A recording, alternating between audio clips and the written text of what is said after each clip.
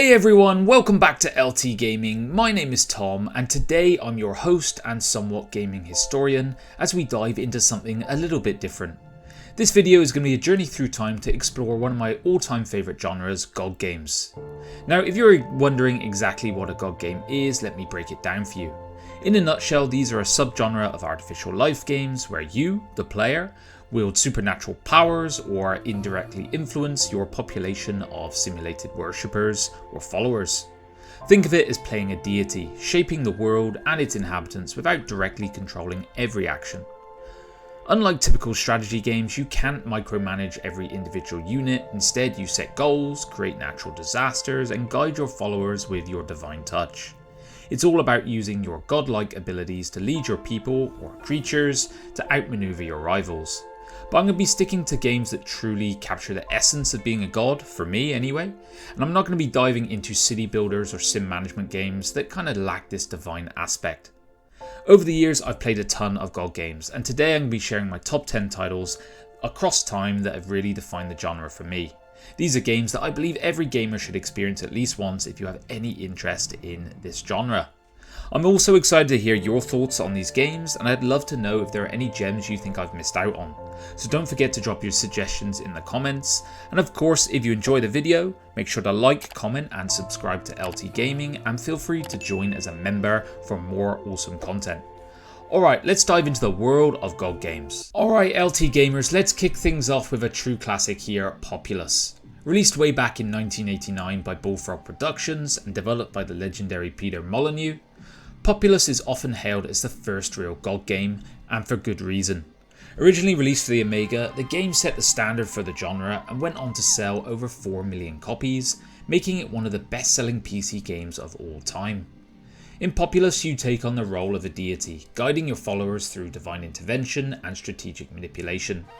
Your ultimate goal is to wipe out the followers of the opposing deity, and the game is played out from this isometric perspective and features over 500 levels, which is just staggering. Each a unique battleground filled with your followers and your enemies. When Populous hit the shelves, it was met with universal acclaim. It got 5 out of 5 stars across the board, and reviewers praised it for its simple yet engaging design and colourful graphics. It was dubbed as highly original and amazingly addictive, and it was thanks to the constant challenge and innovative gameplay. What made Populous stand out though was it balanced simplicity with its depth. The game design was straightforward, but the strategy required to master it was anything but. It was no wonder it left such a lasting impact on the genre. Populous is truly an OG GOG game. Its influence can be seen in countless games that followed, and it set the foundation for what a GOG game could be. Next up, we have another gem from Bullfrog Productions and Peter Molyneux, and this is Dungeon Keeper, released in 1997. Dungeon Keeper flipped the script on traditional strategy games as it put you in the role as an evil overlord. Your job was to build and manage a dungeon, defend it from pesky heroes intent on stealing your treasure and slaying your monsters. You needed to lay traps, summon creatures, and use your sinister powers to fend off these annoying intruders. The ultimate goal, of course, was to conquer the world by crushing the heroic forces and rival dungeon keepers in each realm. Dungeon Keeper was met with critical acclaim upon its release. Reviewers praised it for its unique gameplay and innovative mechanics. It was highlighted to have deep and engaging gameplay as well as rich and subtle multiplayer, and it was one of the most unique games in years, a real blast for the gaming industry, and I would laud this one as revolutionary.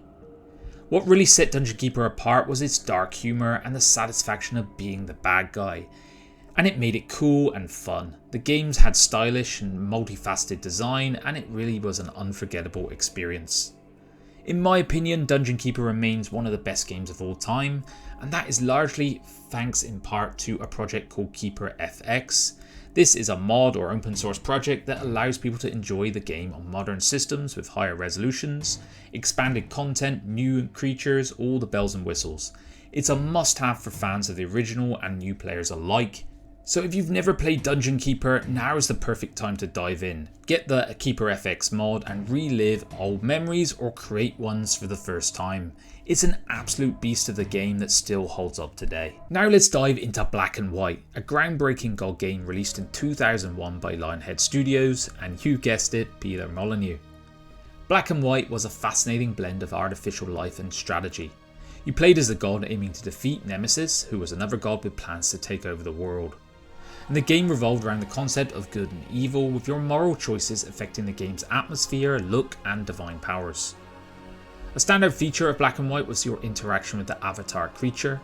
This creature acted as your intermediary, carrying out your instructions and evolving based upon how you treated it. Whether you were nurturing or punishing, its personality and behaviour would reflect your godly decisions. Black and White was highly acclaimed at the time for its graphics, gameplay and artificial intelligence. It was dubbed a visual masterpiece and was praised for its imaginative single-player mode. And this was echoed around the community. There was some criticism on high system requirements and occasional micromanagement, but the game's intelligent humour and addictiveness definitely shone through. What made Black and White truly special is how it let you indulge your most megalomaniacal fantasies with ease. I remember a lot of times where I would just be throwing my villagers around in front of my creature to see how he would react, making him eat them and so on. And this game sold 2.5 million copies by 2006, so it definitely cemented its place as a OG in this genre. Black and White was a groundbreaking title that pushed boundaries of what a good game could be. Innovative mechanics and moral choices set a new standard for this genre. But I have to admit, it's been so long since I played Black and White, so I'm unsure just how good it was, and this is mostly because I cannot find anywhere to buy it nowadays. If you've played it recently, let me know your thoughts in the comments. I'd love to hear your take on this one. Alright, next up we have Spore, which was released back in 2008 by Maxis and published by EA. And this game was designed by the legendary Will Wright, and it's a unique blend of life sim, real-time strategy and god game elements. In Spore, you control the evolution of a species from a microscopic organism all the way to an interstellar civilization. It's a game that spans multiple genres, including action, strategy and role-playing. The massive scope and open-ended gameplay were revolutionary at the time, and each stage of development allowed you to create and customize your species, which then gets uploaded to the online Sporepedia, making it accessible to other players. Spore received a massive amount of praise for its ambition and creativity. It was given a lot of high ratings, and it was highlighted that it made you appreciate the universe in a bit of a different way. The glowing reviews centered around the technological triumph that allowed you to tap into the well of endless content and procedural generation. However, it wasn't for everyone, and many of them noted the lack of depth in some of the phases and that it didn't always play seamlessly, but these were some minor voices I felt. What made Spore stand out was its ability to let you design and evolve your creatures through various stages of life, then watch them thrive or struggle based upon your choices. Despite some criticisms, the game's sheer scope and creativity made this such a memorable experience. It was a game that had palpable hype at the time, I really recall this, and it delivered for me on its promise of a grand creative experience. I remember having an absolute blast designing my creatures and guiding them through the different stages, and even today I've revisited it recently and it holds up as a fun and innovative game. If you've never played Spore, I highly recommend you giving it a shot. It's a unique journey from a single cell to space exploration that you're not going to forget. Up next is a fascinating gem in the god game genre, WorldBox, and it was released in 2012 by indie developer Maxim Karpenko.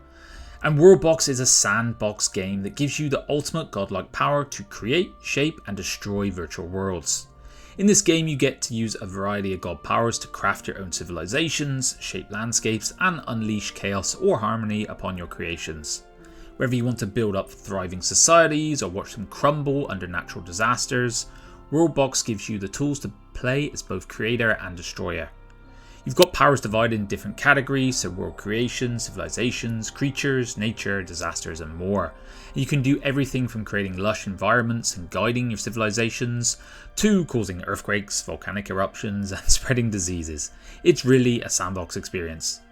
What sets this one apart is its blend of simplicity and depth. The pixel art graphics look basic at first, but there is something undeniably charming about them. Mechanics are easy to pick up, but there's so much to do that it does keep you coming back for more. A lot of people have touted that you can indulge your creative impulses here and experiment with different scenarios, and even though the game's interface can be a bit clunky and finicky at times, especially in bigger worlds, its frequent updates and active community keeps this game fresh and exciting, I would say. WorldBox is a perfect example of where creativity and strategy come together in a very engaging way. It's not just about building civilizations or causing destruction, it is the freedom to explore and manipulate your own little universe, which is what the god game genre is about. So whether you're looking for a god simulator where you can be benevolent or malevolent, this game is really going to speak to you if you like endless possibilities and stories, and anyone who just wants a creative outlet. It's going to be a must-have. If you're into god games, give this one a try. It's a blast to see what kind of worlds you can create and how they evolve over time. Let me know how your experiments have gone in the comments. Next, let's talk about Reus, an indie gem from Abbey Games, a studio I really love, released back in 2013.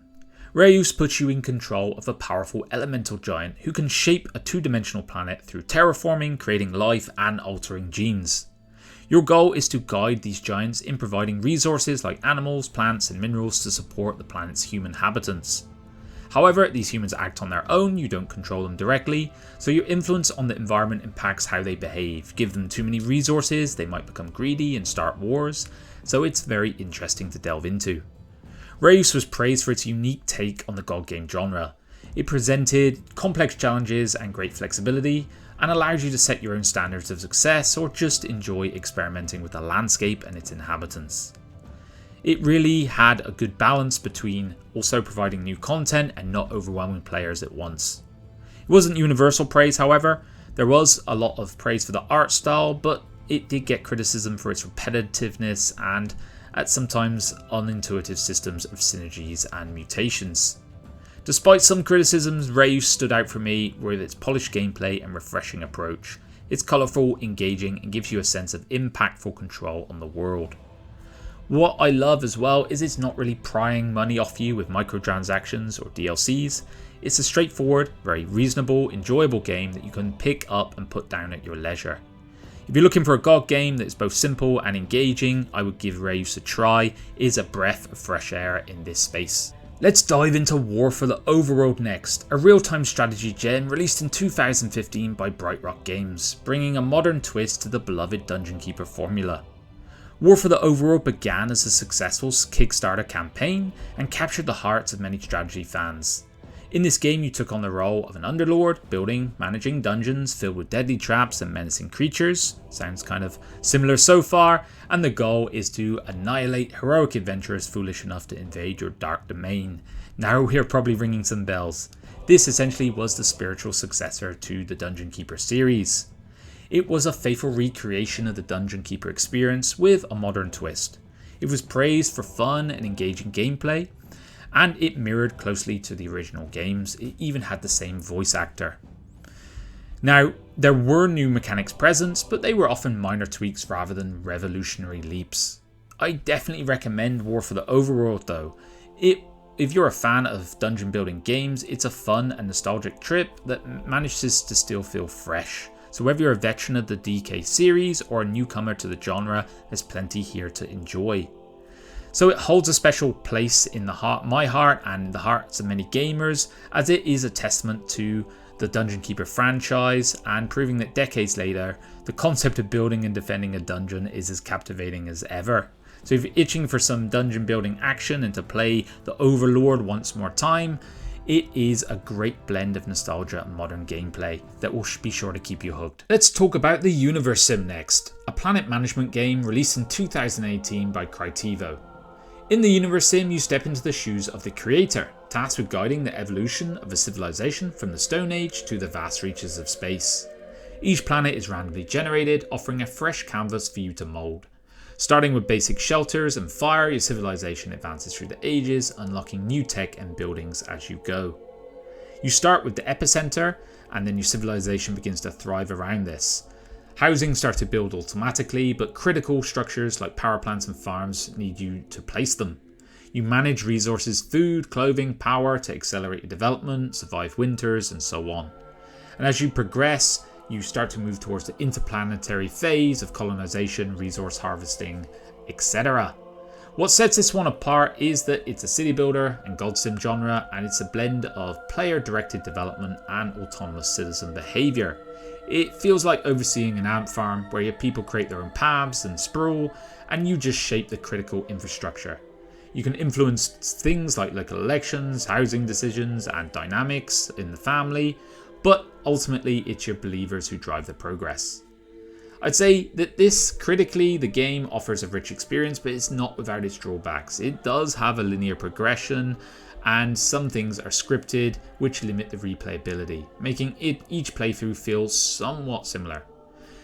A fun fact is this is some of the first videos on the channel that Luke made are around the Universim, so it was his inclusion in this list. So whilst it might not reach the timeless status of some of the other classics on this list, the Universim's definitely carved out a niche with its ambitious scope and engaging gameplay, and it provides enough content to enjoy and revisit. I'd say this is definitely one to try and pick up on a sale though, rather than pick up fresh from Steam. Next up, we're diving into Deisim, a unique VR experience released in 2022 by Myron Games. In Deisim, you step into the divine shoes of a powerful god, crafting your own world tile by tile, performing miracles to guide your autonomous humans through the ages. From the Stone Age to the modern era and beyond, it's your role to nurture or hinder their growth as a civilization. And what sets this one apart is, of course, it's an immersive VR experience, and it is really fun. It's quite chill overall, with plenty of exciting moments and a vast world to explore, and the devs are pretty active in adding more content, so it seems like there's something always to come back to. I would note that it feels like a scaled down version of, for example, Black and White, without the creature aspect and more simplistic graphics. And while updates are improving the game, it does leave you wishing for a bit more depth and complexity. Deisim serves for me as a really relaxing escape into godlike powers, but it also highlights a craving for more robust VR god games. It's a good start, but imagine being Dungeon Keeper in VR or something akin to that, and it would be really, really fun. As a fan of god games, I appreciate what Deisim has to offer though, and I'm hopeful for the future of the genre in VR. Have you tried it? Let me know in your thoughts below. And coming up to the current year, 2024, we're moving on or back to Reus 2 by Abbey Games. Once again, you assume the role of a divine overseer, commanding powerful giants who shape worlds, foster civilizations, and your goal is to create a harmonious ecosystem and inspire humanity to great achievements. Let me tell you, I cannot recommend this game more. It is a massive leap on from the previous title in the series, and if you're into atmospheric puzzle solving god sims, Reus 2 is an absolute gem. The gameplay is like crafting your own intricate puzzle, strategically placing biomes to maximize synergies and achieve higher scores. The game feels like it has infinite replayability, with rewards and progress keeping you engaged and trying to beat your old previous high scores. The sequel really knocked it out of the park, and Abbey Games expanded on what made the original great, delivering deeper strategy and more content, and it's a joy to see how each game unfolds uniquely, offering different challenges and paths to victory. Reus 2 has evolved into a complex and endearing strategy puzzle god sim, and it stands tall in the genre.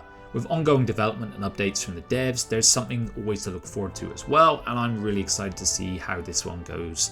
And this is reflected in the reviews, which are overwhelmingly positive.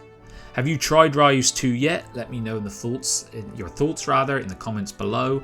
And if you're a fan of strategy and creativity and you haven't seen this one yet, definitely check it out. There we have it, LT Gamers. From Populous to Reus 2, this has been a journey of the evolution of god games over time, and I think it's been a pretty fun one. Each title brings its own unique charm and challenges, shaping how we interact with virtual worlds as omnipotent beings.